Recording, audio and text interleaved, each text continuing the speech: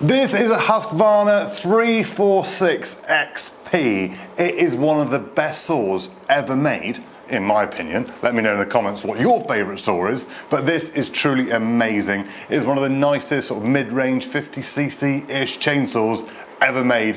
It has been sat in my shed for a long time. I'll probably say 6 years, just been sat there. I thought, wow, one day I'll get to it. Well, today is the day that I am gonna try and get it running. We're gonna strip it apart, see what's missing for a start, because there's probably something not right or broken, and we need to get it working again. And in this video, we're gonna try and do that. Right, have I got the skills to do it? Let's find out. Right, first of all, let's strip it apart and see what carrot crunchers have been in it before to see what they've done wrong or replaced, or to find out even why I've got this saw under my bench. Right, let's take the bar and chain off first, whip that off. Those nuts aren't as quite as tight as I thought they were gonna be. My little backhoe 1/4" ratchet can handle that, no worries at all. Make sure the brake's off, I suppose, yeah, clutch cover. Ooh, nice, look at that, beautiful. Beautiful, beautiful, beautiful, beautiful, beautiful. Lovely, yum, yum, yum, yum. Lush. Take the chain off. 64 drive length 325 by 1.3 chain. No, 1.5 chain, yeah. Oregon chain or Husqvarna chain? Oregon chain, 21 VPX, so whatever it is, there we are. 15-inch guide bar, off it goes. And some beautiful, beautiful grime left in there, you know, to be quite honest. That is proper, yeah. Tasty. Sprocket in there. Sprocket doesn't look too bad actually looking at that. The rim sprocket on these, yeah, not a spur sprocket because it is a professional saw, whereas like the 300 series of like the 345s and 350s, they had a spur sprocket on rather than the rim sprocket. Clutch drum and everything all looks, doesn't look too, a little bit of play there on the old needle bearing inside. We'll have a look at that in a bit. Right, pop off the old top cover. Off she comes. Like that. Oh no, I've already broken something. There's a bit of plastic from, it was a bit heavy-handed there already, probably. Off, oh, hello. Oh no, we've got an extra bit. It's not missing bits, it's extra bits. Carb, oh hello. We've got an extra, like, throttle pin. Oh, that all feels horrible. Okay, so we've already found some issues, right? So the carb here is not actually joined onto it. Oh, hello, look at this, look, right? Ready? Here we go. First up, you can just literally pull all that out. It's not even joined on. Don't you just love it when a carrot cruncher's already been in there and had a go? No, definitely not. A carrot cruncher might have been me though. There is a good chance of that. I just cannot remember. Right, stop switch, off. Smooth carburetor is off. Choke lever looks in good condition for a 300 series because they've always suffered that fallen off. But, oh hello, we found our bolts. Found our bolts to be able to put it back together again. So yeah, someone very kindly didn't just think, just leave it out, throw all that in the bin. They've actually decided, put it all back in there. Didn't screw it all back up tight. So there's obviously a problem here somewhere. That carb, what carb have we got? We've got Warbro carburetor. What a beauty thing. I know what we're gonna do first. First job you should do before doing what I've already done, take the exhaust off, see if there's any pickup on the piston. Allen key. If you can hear buzzing in the background, it is the heater. The heater is on because it's blooming cold this morning. It's like, had a nice bit of frost on the old windscreen. Oh yes, we did, right. Take the exhaust off. No specific brands used here. Oh no. Oh yeah, found that, right. Specific, James, specific. We're not in the sea. Oh, look at that. 2 exhaust bolts. You know, to be fair, a Husqvarna chainsaw with both exhaust bolts still in place on a pro saw, that's new. It's almost like we know what we're doing. I have no idea.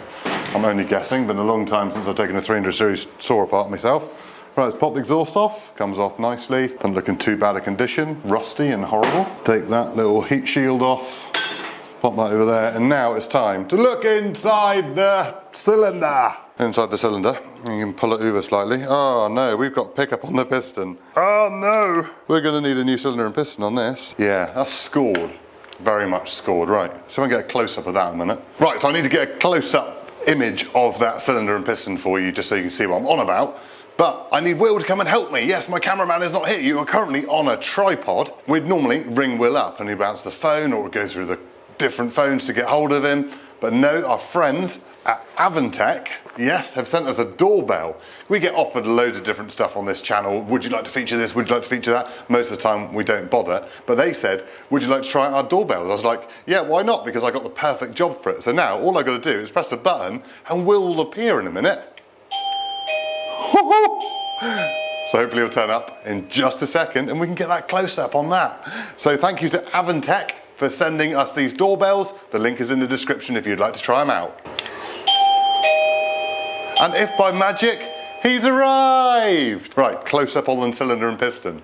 So as you can see, those little vertical scratches on that piston are not meant to be there. There's a few reasons why that might have happened, either bad fuel, fuel that hasn't been mixed with oil properly, or even it could just be a buildup of carbon around the exhaust port has sort of gone back into the cylinder and caused that scoring. But it's not good, you won't get enough compression out of that. Anyway, we're going to give it a go and see if we can still get it going anyway. If not, we'll replace the cylinder and piston, because some pickup's okay. It's not the worst cylinder and piston score I've ever seen, but let's give that a whirl, see if we can get that to work. Right, so we're probably going to have to replace the cylinder and piston, which are... it's a bit of a pain. I wasn't expecting to have to do that, but never mind. That's what you find with saws which have been probably put under a bench for a reason. There we go. Right, so let's get on and see if we can get the rest of it running. Let's make sure we got spark. Let's make sure we can get the carb running, because we can still probably get it running like it is. It might run absolutely fine. Most probably not. So then if we get everything else working, we can then replace the cylinder and piston. Which, yeah, never mind. Come on, James, snap out of it. Oh, by the way, this is actually... it says on there it's a 346XP, but it's actually a 346XPG because it's got the heated handlebars on it. Yeah, I know, it's got the little heated handlebar switch on there, so that's been a replacement cover. So this saw is a bit of a cut and shut, I think. Gonna find out some more interesting things about it as we go along, but as with a lot of pro saws, especially pro saws where they're sort of used by, should we say, sort of semi-pro people, stuff has been bodged together and played about with, and most of the time we just put it in the bin. But I love a 346, I love it. Love these saws. So we're gonna get it running the best we can, and then make my mind up whether I'm going to replace the cylinder and piston as well for a rebuild. But we're going to get in there probably crank seals, crank bearings. You can just run away with a lot of money. But anyway, right, let's crack on and see what we've got. First of all, let's see if we've got some spark, shall we? Right, plug my boot off. I've already slacked the spark plug off, so I've already done that. Just, oh, that plug looks... why is there like fluff on my spark plug? We'll go with mold. Yeah, we're going to go with mold. I don't know why. Perhaps someone's been running it on like some meat juice or something. Who knows? So, easy way to test for spark. She's seen in my last video where you run it up with the drill. I know, right. So first of all, we need to make sure that's on, because there's nothing there, is there? So that would be plugged into that one there, and that one plugged into that one there. The most unobvious place for that to go. There we are, that's fine. Right, and then on is, so that's not touching, that's fine. You don't really need to put a switch back on, really, because obviously with those cables not connected, it's it would be in on position, James, wouldn't it? So coil first, we'll go from there. Oh yeah, we will. Right, okie dokie. I need to put that on this side. How am I going to do that on here? Because I haven't actually got that tool with me. Oh, we've got a mixture of different bolts on the recoil starter. Of course we have. Of course we have, James. No, that's not going to fit in there. That means some carrot cruncher has been in here fiddling and lost one of those screws. Oh, it would be funny if it was actually me who was that carrot cruncher, wouldn't it? Sure, the guys up in the workshop, in our proper workshops, you know, the guys who actually know what they're doing, would probably agree that it was probably me, the carrot cruncher, on this previously. There we are. Pop the recoil starter away, get the drill. Yeah, it's 13, James. It's 13, mate. Yeah, we got loads of spark. Loads of spark! Which is fine. Better than the last one I done. So if you didn't watch the other video, at the end of this video we'll link it to this one, because I didn't get the other one to run because the coil was just not good enough. That's a 1970s Danarm chainsaw. Yeah, loads of spark. I did say that last time. Okay, so we've got spark. Okay, cool. Carb wise, I do wonder why that is out and not in. Right, let's just try and pop this carb back in and see what's going on. See what's going on with it. The inlet, the gasket there is just mank, but it looks like it will do the job. Alright, let's pop that on there. That goes into there somehow. It says.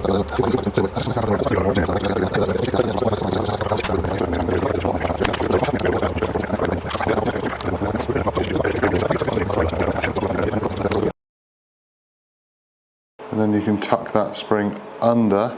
Ah, hey! Ah, love it. I'm like an expert. I'm like an expert on this. Don't take me too seriously, everybody. Life is too short. Heave ho. My chainsaws bring all the guys to the yard because then they can go logging. No, that doesn't work. This doesn't want to work either. Jesus Why am I making such a job of this? Right, so throttle's in the right place. I think we're in there. Right, I've just got to try and work out how to do it up now. Give me the Allen key gone. There it is. If I remember rightly, this is like the awkward bit where you should probably take off all the back handle and everything first. Don't think that's even going in anyway. Try this one instead. So I'm presuming, as we've got two of these, you've got a freebie, that whoever has been in there before and has another saw, on their saw they're probably missing that. It's only to stop the dust going in, you know. You need to worry about lots of chainsaw dust, sawdust around a carburetor. Nobody. You ain't got to worry about that sort of stuff. Right, now that should be screwing in there somehow now. I swear they used to just go in. I don't actually look at the inlet manifold and check that to see if the inlet manifold's the bit in between the carburetor and the cylinder, right? And then you've got the air filter manifold on the back.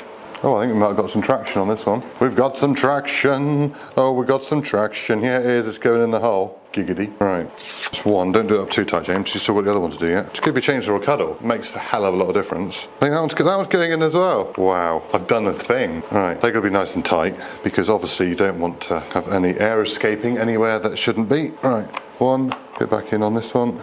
Two. Yeah, out the other side. That's cool. Wanted to see. Everything looks like it's lining up quite nicely. Could put a little fuel pipe now on there. Fuel pipe is on. Although it does look like a bit of a warp in the manifold, the air filter manifold there. It's like warp in the plastic. You think the plastic has got to go against the aluminium carburetor. And then if you've got a warp in your plastic, that's obviously going to draw air in where it's not meant to be. Although on that side it won't make a difference running, but obviously your air filter is designed to keep everything going through the air filter and not around it. So, that should be fine. Choke works. Choke comes off, on and off switch. That is all connecting, so that means we'll get a spark. Oh, I just got my spark plug dangling up here. Not great. We've got spark, we've got a plug, got plenty of spark. We've got our carb in there. I'll put the exhaust back on, and then we'll put some fuel in it, and then see if we just get any life out of it, yeah? That's what I want to do to start with. There's no point rebuilding the carburetor when you know you've got the cylinder which is scored. Anyway, this is just to see if we can get it going again. See if there's any life in the old girl. You know, the chain and bars, right? I could go on another saw, admittedly. What am I doing? Exhaust, right. Heat shield, first job. Heat shield in there. Heat shield in there. There's a couple of these. Let's get these all back lined up again. Heat shield, exhaust, bracket. It's not too bad though. Pull that up around there, get your other bolt. Thread that through there. Screws all in. Simple as that. Put heat shield back on. If there's a gasket as well in there, which there should be, it is a little bit more fiddly. Sometimes it's better to stick the gasket onto the heat shield or onto your exhaust port before you try and put all your screws in together, because that is a nightmare otherwise. Screw that in there. But this is just a test to see if it works. Obviously we'll put an exhaust gasket in there if we put a new cylinder and piston on. That might be why the cylinder's scored. You never know. But no, there's more sound. The gasket on that side is more so you don't have that running out through the side. So there we are. Right, everything's all back together. No air filter, not worried about that. Recoil starter, need that back on there. To be fair, this saw is in a proper bad state, so just see if we can get it to run. If we get it to run, we might even get to cut something. Power tools.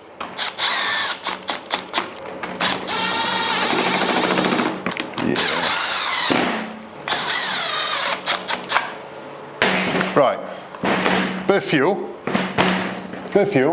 and we'll just see if she starts. We know where we were last time with this. Right, let's press my button, let's get William back again. Where's my button gone? There it is. Before I put some fuel in it, it does smell mank, but luckily there's no fuel in there, so that might be a good thing. Well, I'd say no fuel, it's moist in there, but it's not. Well, that fuel filter looks fine. Grubby, but it'll do what we want to do. Trust me. I have no idea what I'm doing. Shh, don't tell Still or Husqvarna that we're mixing the two together. We're going to have a Stilvana. Stilvana, oh, there's a baby you weren't expecting. I got a little bit, that's enough. Stilvana, it's not enough, not nearly enough. Eat that out of the way. Only the best for the best, Aspen 2. Oh yeah. Use it, don't use modern fuel, just use alkylate fuel, Aspen. Tick in the box. Why? Because it doesn't go stale. It's got like a 5-year shelf life, probably more. It's a lot purer. You don't get all the emissions and horrible rubbish. It doesn't have any ethanol in it, so it doesn't melt all your fuel pipes and grommets and all that ruddy stuff. Nearly said a bigger naughty word then. Whew, yes, Aspen 2. is the gods of fuel. Let's see if it starts. Don't need my heated handlebars on. Don't even know if they're connected actually. Actually, to be quite honest, I don't think they are connected because I haven't seen any wires. Normally there's other wires coming off the coil. So perhaps that is just a handle, another cut and shut job from this saw. Maybe, right. Try and pull over and start her up.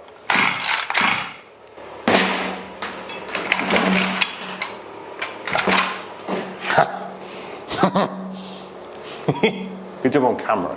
Anyway, that's enough reflection. Let's just pull it over again and see what happens. I'm starting to work out why this saw was under a bench for so long and I haven't attempted it before. They say time is a wonderful healer, generally because I've forgotten. So I'm just going to get a different one. I'm not having very much luck with starting chainsaws at the moment. Right, it is on. Okay, it is on. Right, I'm just gonna jump the gun here and spray some. Obviously that's two-stroke mixed stuff I just put in there. Okay.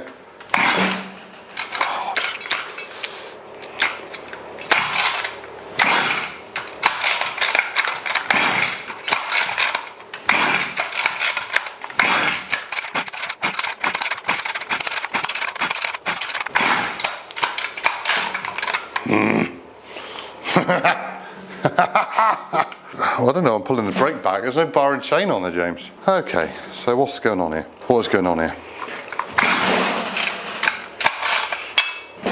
Right, I've got another recoil. I'm just going to go grab the other recoil. Right, good news is I've got a shed full of chainsaws and I've got this 350 and I know this is scored inside. Hence why, well, to be fair, the exhaust bolts are still loose because I know that is scored to hell. But the recoil starter on it is good, so I'm just going to whip that off and put it on there. To be fair, the 350 is a good saw. To be fair, the 350 is identical to the 346, but that's got XP written on it, and yeah, okay, but this is more original. And to be fair, it'd probably be easier to get going than what, because when you've got a shed full of chainsaws, you don't need to buy parts, do you? Well, my last video proved that wrong, because obviously I didn't have a coil for that little Dan arm, did I? I need a coil for a Dan arm 136, everybody. Beautiful. Oh, see? Why didn't I check that on the other one just now? Where's this one off? There we go, don't need that anymore. Well, there, that's got the 346 sticker on it, hasn't it? Who knows if this is even a 346? Who knows? There we go, see? Recoil starter fits on, bob on, straight on. Oh, James was cheating, you should be using parts and repairing it all. Yeah. Repair it. Just want to bang it out. Right. Ha-ha! Choke out, fuel in. No priming bulb, obviously. That's all in. All right, let's just see if we got... Oh!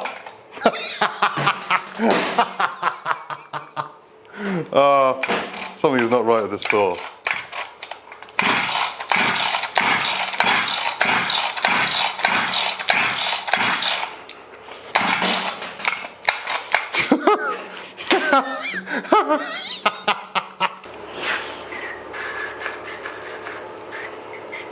It's just mist, by the way. Looks like I'm squirting a lot in there, but I'm not. All right, just, yeah.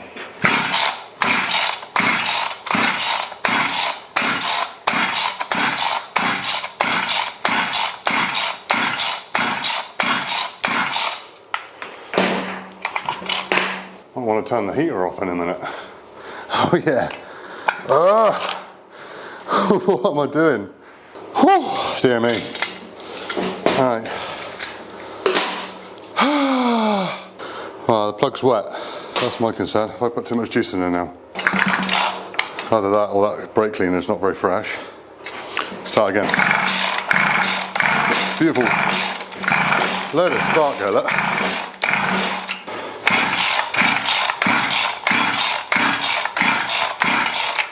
What's going on now? I've got nothing on my throttle. Oh, there it is. Now it's working.